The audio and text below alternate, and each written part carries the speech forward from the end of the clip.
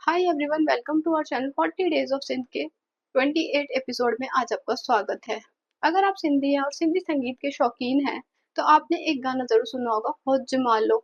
यह कोई गाना या पार्टी ट्रैक नहीं है या शादी ब्याह में बजने वाला गाना नहीं है। यह सिंध की मिट्टी की बहादुरी का प्रतीक है।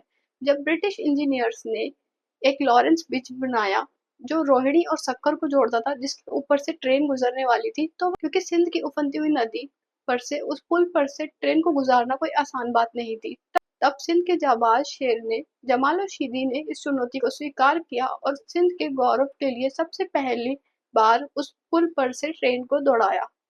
सिंध के सक्कर के लोग काफी डरे हुए थे और उनकी पत्नी भी, लेकिन जब वो सही सलामत रूप से वापस आए तब सिंध के सक्कर के लोग बहुत ही हर्षोल्लास से भर गए और सभी ने उनका धूमधाम से स्वागत किया। इस गाने में एक लाइन आती है, जेको खट्टी आयो खैर सा हो जमालो। यानी वो खैरियत से सही सलामत रूप से वापस आए। कोई पार्टी ट्रैक नहीं है या शादी ब्याह में बजने वाला गाना नहीं है, ये सिंध की दिलेरी और बहादुरी का प्रतीक है। जब भी आप इस गाने को सुने तो अपने आप को गौरवशाली महसूस करें। चलिए मिलते हैं आपसे नेक्स्ट एपिसोड में, तब तक के लिए बाय।